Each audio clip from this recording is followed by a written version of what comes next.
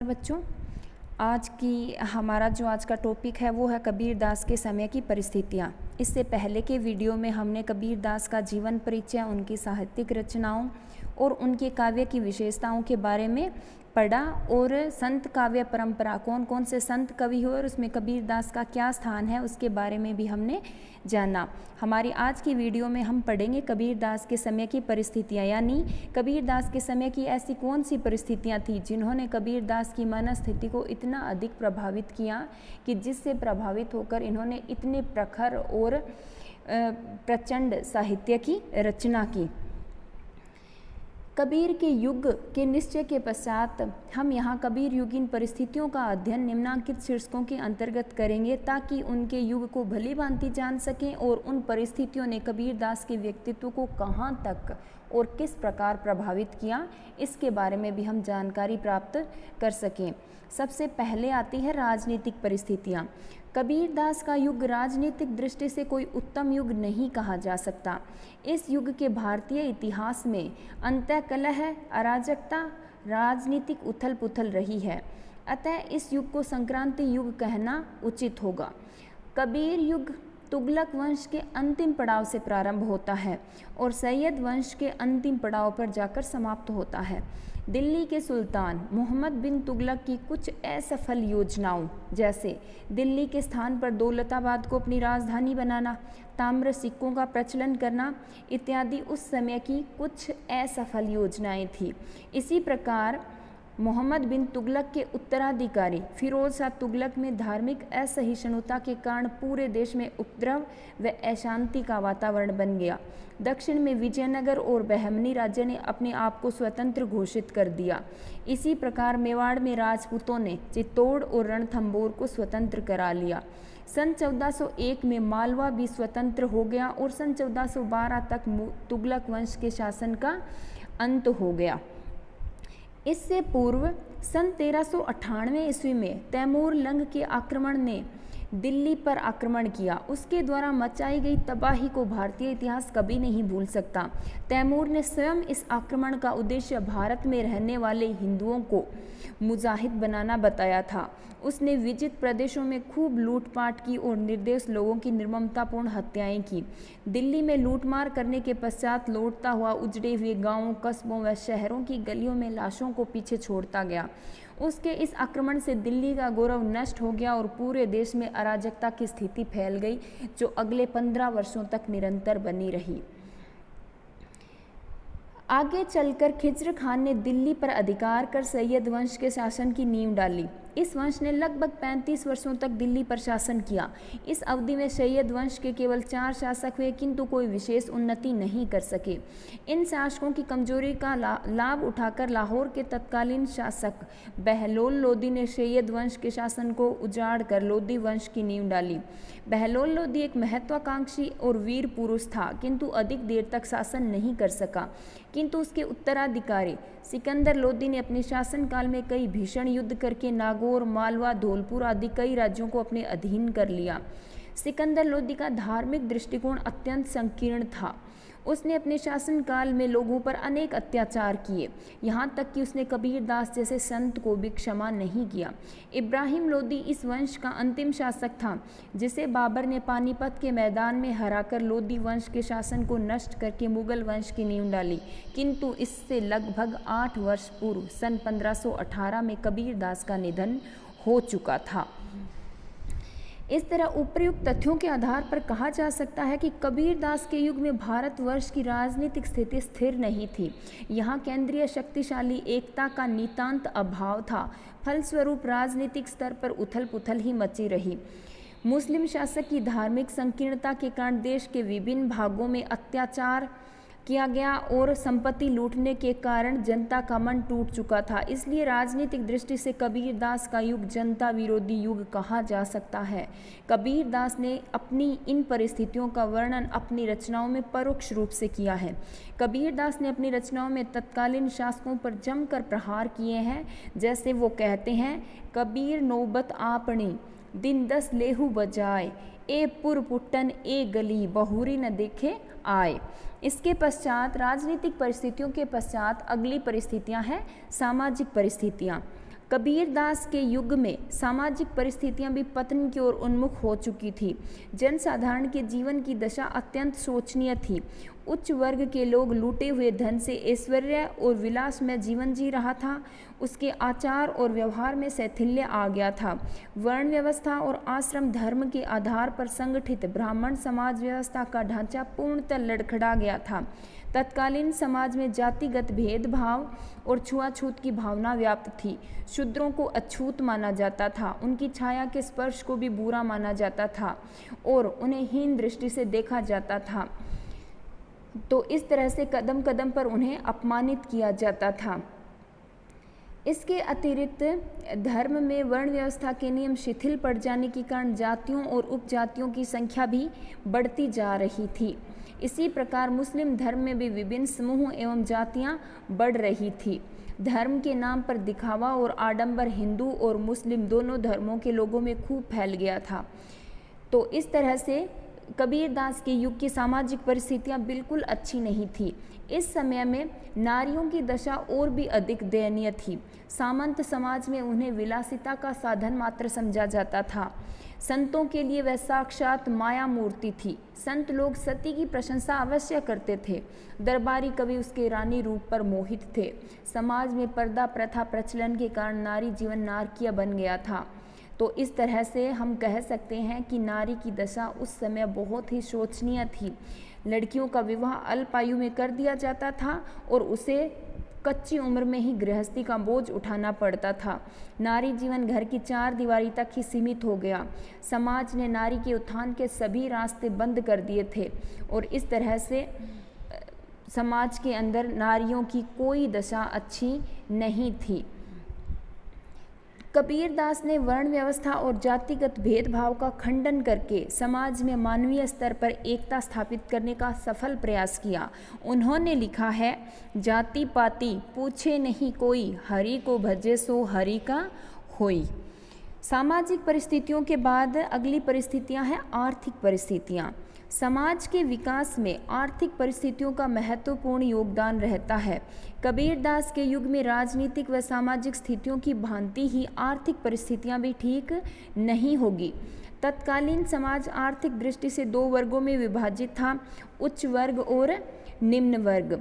मध्य वर्ग का जन्म हो रहा था, किंतु समाज की धुरी दो वर्गों में ही बंटी हुई थी। उच्च वर्ग में सामंत व शासक वर्ग है। यह वर्ग निम्न वर्ग अथवा जनता के परिश्रम पर पलने वाला वर्ग था। निम्न वर्ग अत्यंत दयनीय और शोचनीय दशा में जीवित रहने के लिए विवश था।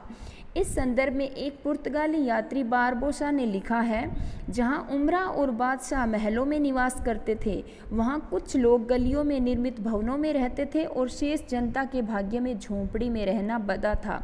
यह कथन इस बात का प्रमाण है कि समाज के कुछ लोग ही संपन्न व समृद्ध थे और अधिकांश लोग बदहाली का जीवन व्यतीत करते थे। निम्न वर्ग करों की मार और लूटपाट का शिकार बना रहता था। उसका आर्थिक दृष्टि से भरपूर शोषण किया जाता था। उच्च वर्ग में सामंत, जागीरदार, सुल्तान, उमरा, उच्च पदों पर आसीन अधिकारी व व्यापारी सम्मिलित थे। इन सब का आर्थिक जीवन संपन्न था। इन्हें राज्य की ओर से जागीरें, वेतन व अन्य सुविधाएं मिलती थी। निम्न वर्ग में नगर में रहने वाले साधारण लोग और गांव में रहने वाले किसान, मजदूर, छोटे छोटे कारीगर इत्यादि आते थे। ये लोग अपनी मेहनत के बल पर ही जीवन व्यतीत करते थे।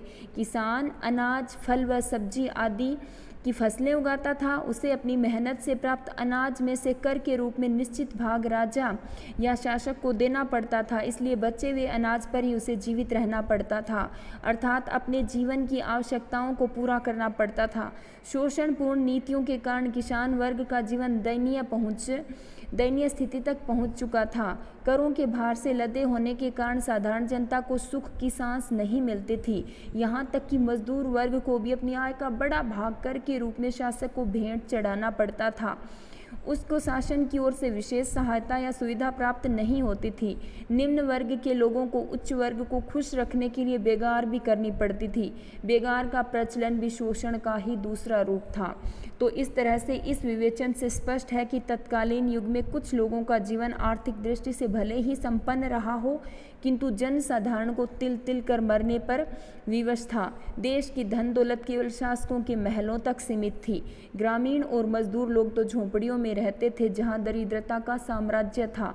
अमीर खुसरो ने अपने काव्य में लिखा है, शासकों के मुकुट का हर मोती किसानों मजदूरों के रक्त बिंदु से बना हुआ था। तो इस तरह से हम देख सकते हैं कि उस समय की आर्थिक परिस्थितियां कितनी बुरी थी। उसके पश्चात कबीरदास के समय की धार्मिक परिस्थितियां आती हैं। कबीर युगीन समाज की धार्मिक दशा भी अच्छी नहीं थी। संपूर्ण समाज धर्म के नाम पर विभिन्न समुदायों में बंटा हुआ था। महात्मा बुद्ध के परिनिर्वाण के पश्चात बौद्ध धर्म दो संप्रदायों हीनयान और महायान में विभाजित हो गया था। हीनयान में सैद्धांतिक पक्ष की दार्शनिक जटिलता होने के कारण लोगों की उसमें कम आस्था रह गई थी। महायान में सिद्धांत के स्थान पर व्यवहार पक्ष की प्रधानता थी। उसमें सभी लोगों को सम्मिलित होने की आज्ञा थी। महायान में अधिक उदारता के कारण विकृति भी आ गई थी। महायान के शून्य के आधार पर सिद्धियों ने अपने सहजयान की नींव डाली। लोक मर्यादा, पाखंड, बाह्याचार और पुस्तकीय ज्ञान के प्रति जो ज्वाला सुलग रही थी, वह इन सिद्धियों की वाणी में साकार हो उठी थी। कबीर के युग से पूर्व जैन धर्म का प्रचार प्रसार हो चुका था।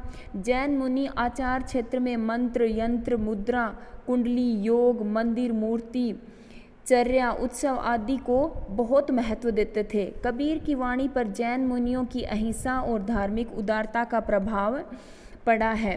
शंकराचार्य के दार्शनिक मार्ग को में वेदांत और साधना के अंश को स्मार्त कहा है। शंकराचार्य ने वेद शास्त्र द्वारा प्रतिपादित वर्णाश्रम धर्म के पालन द्वारा आत्मशुद्धि पर बल दिया था। कबीरदास इस वर्णाश्रम धर्म के विरुद्ध थे। उन्होंने इस पर जमकर प्रहार किए। कुमारिल भट्ट ने यज्ञों के कर्मकांड पर बल दिया। वे यज्ञ और कर्मकांड अनुष्ठान अत्यंत खर्चीले थे। कबीरदास ने इन्हें भाया आडंबर बताया और इनका खंडन किया। कबीरदास के युग में गोरखनाथ के नाथ पंथ का भी खूब प्रचार हो रहा था। आचार्य हजारी प्रसाद द्विवेदी ने लिखा है, गोरखनाथ ने शैव प्रत्यभिज्ञा दर्शन के सिद्धांतों को आधार पर माया योग के साधनों को व्यवस्थित किया और शेष परंपरा में सामंजस्य से चक्रों की संख्या नियत की। उनका विश्वास था कि शरीर और मन की शुद्धि और आत्मज्ञान के लिए चित्तवृत्ति निरोध आवश्यक है। इसके अलावा शंकर ने बौद्ध धर्म के विरोध में अद्वैतवाद का प्रचार किया था। उसकी प्रतिक्रिया में अनेक दार्शनिक संप्रदाय चल निकले थे। इन संप्रदायों में नारायण की भक्ति पर बल दिया गया। इससे जनता को भक्ति का स्थूल आधार मिल गया। इसमें विष्णु के अवतारों राम और कृष्ण की कल्पना हुई।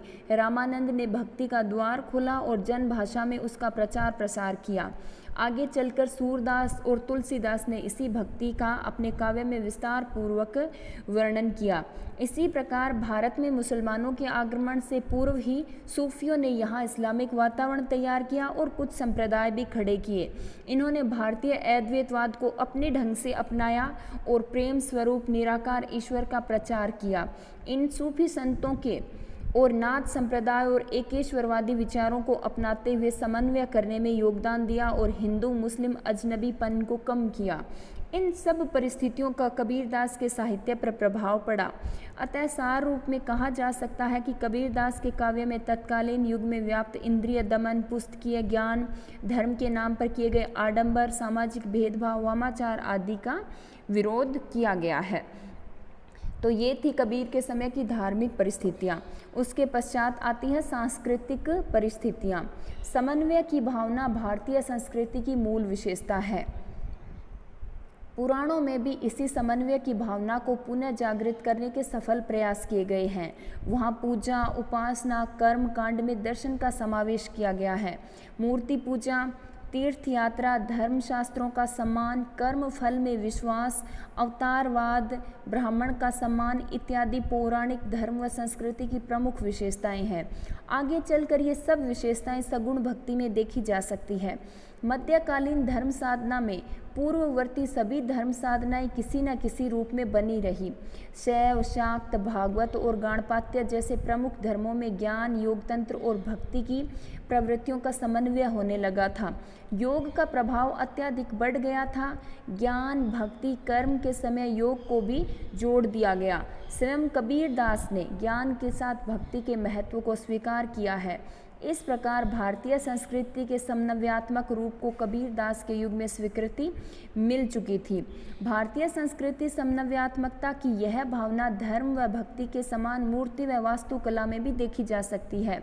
उदाहरण के लिए एलोरा के समीप कैलाश मंदिर में शिव की मूर्ति के सिर पर बोधि वृक्ष स्थित है।